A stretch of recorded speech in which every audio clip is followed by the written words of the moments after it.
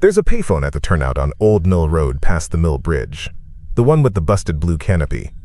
People say if you call it at 3:33 with the right coins, it puts you through to the dead. I went because my brother Evan hit a deer on County K last winter, and I never called him back. I heard about it at closing at the bar. Tom from the bait shop said it like a joke. You know that old phone up by the river? Kids say you can talk to ghosts if you do it right. He shrugged. If you got quarters from the right year. Everyone laughed. I nodded like I didn't care and thought about the last voicemail from Evan, the one I still hadn't deleted. He'd said, "Call me, man," and then the sound of his radio, a stupid ad for brake pads, and then a truck honked. Then nothing. I kept that voicemail like it could change something. I drove out 2 nights later. Kara came with me because she doesn't sleep much either. We had coffee in to-go cups. It was one of those long, quiet nights. Our town goes black after midnight. Just deer and the river sound. We parked under that sagging canopy. The booth was lit by a flickering light on a pole that buzzed. It smelled like old gum and wet leaves. Someone had carved dates into the plexiglass. Years. 2003, 2011, 1997. Some with names. Nancy, Junior, Mom. I ran my fingers over them. The metal frame had scratches that looked like rules, like someone used a key to write them. I wiped the glass with my sleeve to see better and read them out loud. Call at 3:33 a.m. only. 2 quarters with their year. Tape spares for others. Don't say your name. Don't say theirs until they do. Hang up when you hear the second breath. Don't answer callback. No photos. Bring a token.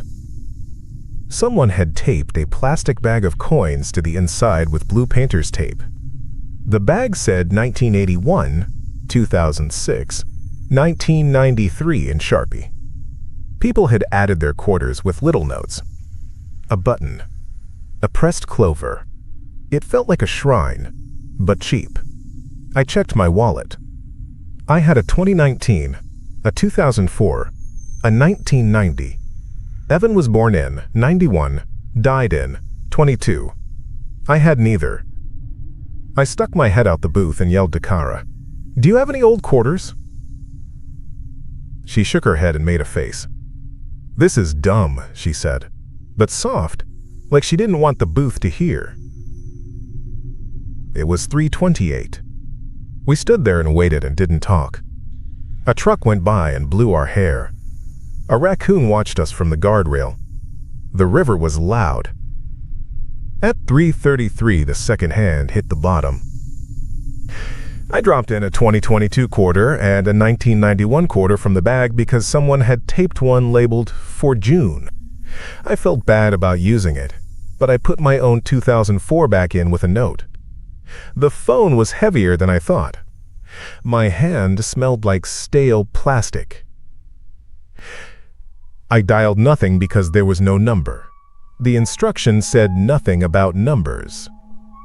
The line gave me that soft rushing sound like a shell on your ear. I swallowed. "Hello?" I said. I remembered, "Don't say your name." I bit my tongue. "I want to." I stopped because the rule said don't say their name until they do. I didn't know how to start. A click. Then a voice like a woman smoking. "Number, please." The word "please" came out slow, like they didn't say it often. "I don't have a number," I said. "I don't think this is how." "Deposit 1 additional coin for 3 minutes," she said. "State, city, and party." Kara rolled her eyes at me outside the glass and mouthed, "Well?" I fed a quarter. It clunked loud and echoed down the booth. "Evan?" I said before I could stop it. "I want Evan." I didn't say my last name. I pressed my tongue to my teeth to stop the rest. "Connecting," she said. The line clicked. Pop. Pop. Busy tone. That 3-pulse busy beat that gets under your skull. Then it stopped.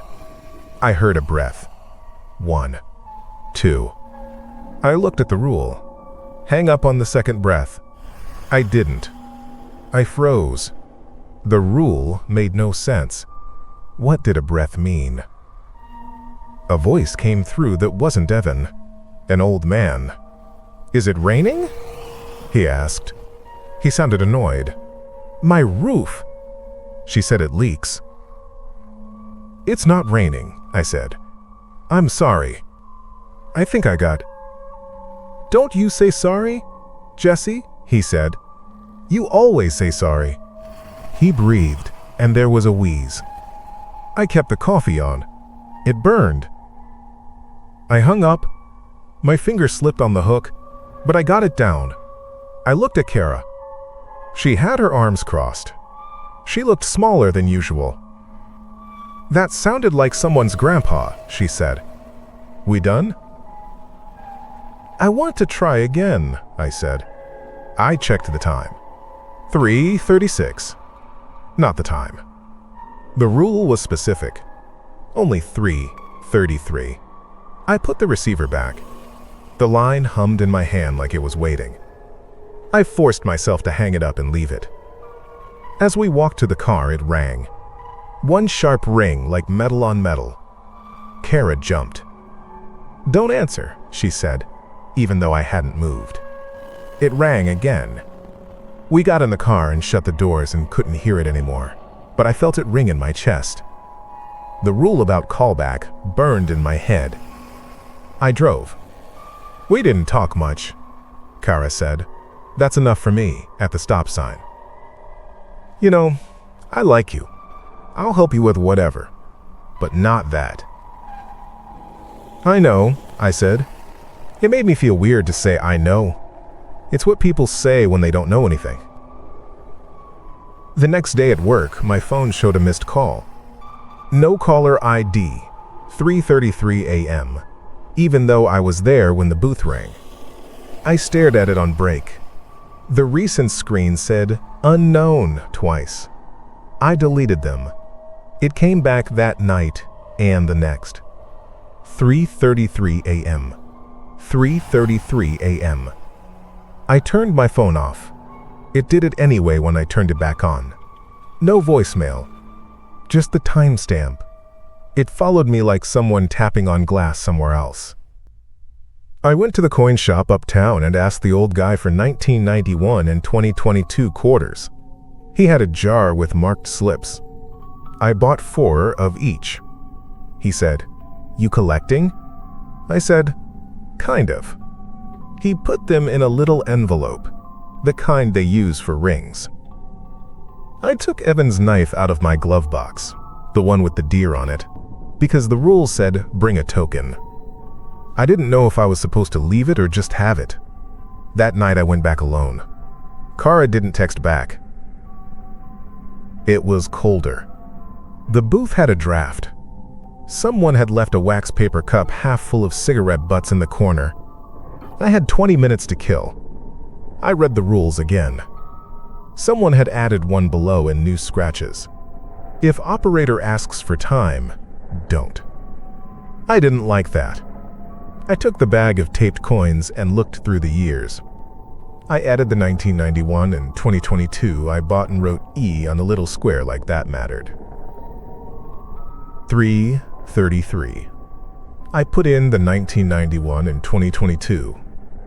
The phone swallowed them like it was hungry. I held the knife in my left hand. I lifted the receiver with my right. "Number, please," the woman said. "No, hello." "I want Evan," I said.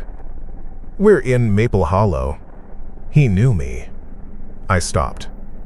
"Don't say your name." Coins clinked somewhere like a fountain. "Deposit 1 additional coin for 3 minutes," she said. The words made my teeth itch. I put in another quarter. The click. Pop, pop. a dial tone that wasn't quite right. Then a voice like a kid. "You got gum?" he asked. "I don't." I looked around the booth like I could find a kid. "Sorry," I said. He made a disgusted sound. "Then why'd you call the gum booth?" I hung up. I waited. The line rang in my hand. I forced myself to wait till it stopped. The rules said don't answer callback. It rang again. I put the receiver down. It rang a third time and vibrated a little. I put both hands on it like I was holding down an animal. It went quiet. I tried again. "I want Evan," I said, and pressed the knife handle to my thigh so I didn't fidget. "Just for a minute." "State your token," the woman said. "My token? I have his knife." "Accepted," she said. "Hold, please." This time the line wasn't a busy tone. It was faraway wind. Feet on gravel. I stood up straight. I could see our gravel from my ear. I could see his truck pulled crooked. Wind chime somewhere. I don't even have chimes. The breath came once. I braced for the second. It didn't come. Silence. And then a voice like Evan's throat when he had a cold. "Dan?" he said. I almost said my name. I swallowed it. "Yeah," I said. "It's me." He laughed once. Short. "You did it. You always liked machines." I couldn't speak. I wanted to say I was sorry, and I shouldn't have hung up on him, and the deer wasn't his fault, and I should have driven, and I was selfish. It all jammed. I waited for his breath. One. The second never came. The line cut with a click. "Deposit 1 additional coin for 3 minutes, the woman said like nothing had happened. "Wait," I said. He was there. "Deposit 1 additional coin," she repeated. I fed it. Click. Wind again. A door. The radio ad. "Pads only $19.90. He was humming nothing. "We good?" he asked, far away. "Yes," I said. "We're good."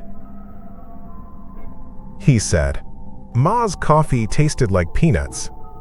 He laughed, then coughed. The breath came. 1, 2. I hung up because the rule said to. My hand shook. I looked at the blade in my palm and put it down on the little shelf. The metal was cold. I kissed 2 fingers and touched the coin bag like that meant something. The phone rang. I didn't answer. It rang while I got in the car and while I pulled onto Old Mill Road and while I hit the stop sign and while I turned past the mill. Then my phone rang. 347, no caller ID. I let it ring. Then the house phone rang at home, even though I haven't had a landline for years, and it took me a second to realize I was remembering the old ring from when we were kids at the trailer, the one that always sounded like the kettle. I didn't sleep. At 5:12 a.m., my cell buzzed with a message, no number. It was a recorded voice. "Your call has been forwarded. Please hold while your party is located." I threw the phone onto the couch and put my hands over my ears like that would shut it up. Kara texted me at 9. "I had a missed call at 3:33, she wrote. "Don't make me block you." Then she wrote, "Sorry, I'm out." I called her. "It's not me," I said. "I'm out," she said again and hung up. She blocked my calls. I stared at the block message until it went blurry, and then I went to work and tried to pretend I was normal. The phone on the wall in the shop rang all day. It was customers. It was vendors. It was not him. Every ring I jumped and waited for the operator voice. That night I went back. I didn't tell anyone. The sky had that low cloud cover that makes the town go white. The blue canopy dripped. There was a new note taped inside in pencil.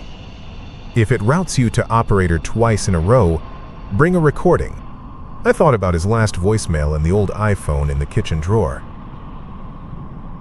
I went home and dug out that phone and charged it next to the toaster. It took forever.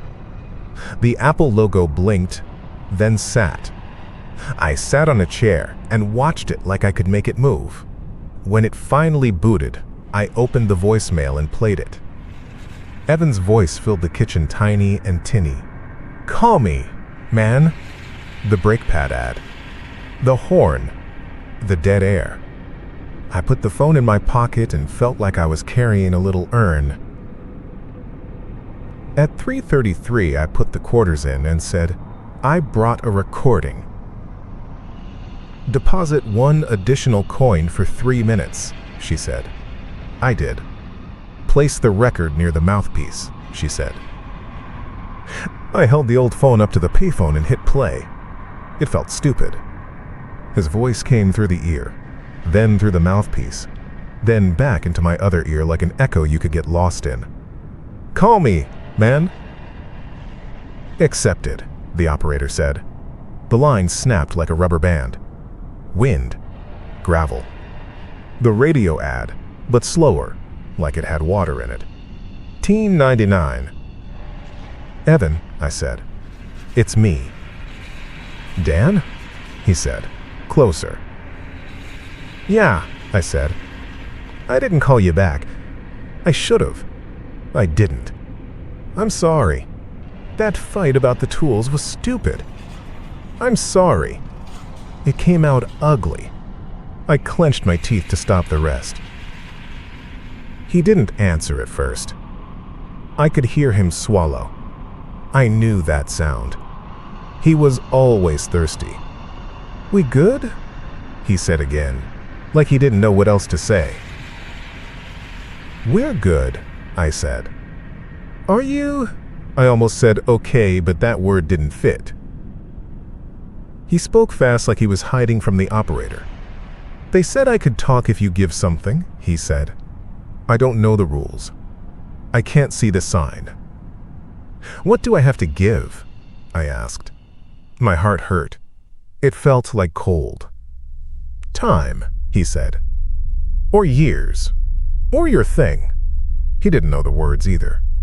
They said a life, but I told no. I breathed. 1. My breath. The line popped. "Deposit 1 additional coin for 3 minutes, the woman said too loud. "No," I said into the mouthpiece. "Don't cut him off." "Deposit 1 additional coin," she said again. I fed it. The change in my pocket felt hot. I heard him again. He sounded angry. "Don't you give them Kara," he said. "Don't you dare. I hear them ask for a name. Don't." "I won't," I said. "I wouldn't. I didn't mean to think of anyone. It must have been in my head." The booth felt small. The air was stale. "Your years," he said, quieter. "They want a piece. Or your memory. They like those." "What memory?" I asked. "Your memory of me," he said. He laughed like he was kicking a rock. "That'd be funny, huh?" "No," I said. My mouth went dry. "No." "1 breath," he said. "You got 1 breath. The price comes after." The line clicked. It went silent like someone covered it with a pillow. I banged the phone against the wall of the booth. "Please," I said, and I hated that I said please to a machine. "Please." "Operator," the woman said. "State selection. Years," she said. "Memory. Or other." "I don't understand the years," I said. "How many?" "7," she said. She said it like 7 was nothing. "Removed evenly. Your knees first. Your sleep. Then your teeth." I closed my eyes. I could do 7. I could live with bad knees, I guess. I could live with insomnia. I didn't know about my teeth. The other option was the memory. I could feel it like a coin in my hand, warm from being held. Evan in the canoe. Evan with a nosebleed at the kitchen sink when he laughed too hard. Evan letting me shoot his .22 at cans and acting like I was tough. Him at the gas station in his stupid orange hoodie with the sleeves cut off. His smell, like motor oil and gum. If I gave that to the phone, what was left? Other? I said. I wanted to say it right, to check. Other is life, she said. We also accept photographs, a name, a witness. The words laid flat like dead bugs. If you name a living witness, their ring will be redirected. No, I said. No, I'm not naming anyone. The booth seemed to press in. I could see Kara's text in my mind. That hard, I'm out. If the booth could reach anybody, it would reach her first. I would not give it a door. Select, the operator said. Businesslike. I breathed, and the glass fogged. I pulled my sleeve over my hand and rubbed the fog away like a habit. On the metal under the coin slot, someone had carved a date. 4/14. That was the day he died. Under that, someone had carved the word paid. The letters were deep and ugly. I ran my finger over them and felt the burrs. Memory, I said. My voice sounded small. Take my memory of him. Take a piece and let me talk to him. Let him say, I shut my mouth on, I love you, because he knew that already. Accepted, the operator said. State memory to be taken. I don't know how, I said. Do I tell you? You place your forehead on the glass, she said. You state the time and date. I leaned forward like an idiot, like a child praying. The glass was cold. I closed my eyes and thought of the lake. It was July, 2 summers ago. We went out in the canoe and drank warm beer and let our legs hang over, and Evan said he could see fish if he squinted. He splashed me and we argued about our dad and then dropped it and just floated. The light was soft. It was the last easy day we had, the last one where he wanted anything. He laughed and his laugh bounced off the water. It was dumb. It was perfect. I put my head on the glass. July 17th, 2020, I said. Sunset. The lake. That whole night. My chest hurt saying it. It felt like giving up food when you're starving. Take it. Accepted, she said. I felt something tug behind my eyes. A tightness and then a slack. Like a knot undoing. Old for your party, she said. The wind came back. The radio ad. His breath. 1. I waited for the second, and it didn't come. Dan? He said. He sounded worried. I'm here, I said. He let out a breath like he'd been holding it since December. You didn't call me back, he said. And I got mad and drove too fast anyway. That's not on you. I know, I said. And this time I did. It came out clean. I know. I saw a deer, he said. It had ice on its back. It looked at me like it knew my name. He laughed a little. It was stupid. I was stupid. I love you, I said. I kept my eyes open and stared at the dirty screw in the metal plate so I wouldn't start crying and miss a breath. I love you. He said, you always did. I always did. He took a breath. 1. Tell Ma I'm not cold. He took another breath and it whistled. 2. I hung up. I slammed the receiver down. I stood there with my hand still on it, waiting for the ring. It didn't ring. The booth went dead like a dead bug. I waited longer. The wind hit the booth and it rattled. Nothing. I stepped back. I wiped my face with the heel of my hand and looked at the coins taped on the wall. I took one of my 2022s and taped it next to someone's 1987 and wrote, "Paid" on the bag. I took the knife and set it on the little shelf and left it. It felt wrong to take it back. I picked up a nail and scratched under the rules. I wrote, "Take what you can live without." My letters looked bad. On the drive home, my phone didn't ring. It didn't ring the next night. The missed call list stopped at that last 3:33. Kara texted me 2 days later. "No more calls," she wrote. "You good?" I sent back, "Yeah." It was mostly true. A week later, Ma asked me if I wanted to go out to the lake. "You know, that time you and Evan fell in," she said. "That was so stupid. He came home soaked." I tried to picture it and got a smear of gold light and the sound of bugs. I couldn't make his laugh come into it. I felt the hole like a cold tooth. I nodded anyway. "Yeah," I said. It was good. Sometimes at night I think I hear a ring, but it's inside my head. Sometimes I drive past the booth and see a new date cut into the plastic and a new little bag of quarters taped crooked.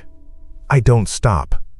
The rules were there, and they worked, and the price was the price. Once in a while, if I'm washing dishes, and the radio plays ads, and the faucet's on, and the sound gets wobbly, I hear him clear as day say, "We good?" And I say, out loud, "We're good." And that's as much as I get. The second breath comes when it comes. I try to hang up before then. I live with the hole I paid for. I can live with it. I can.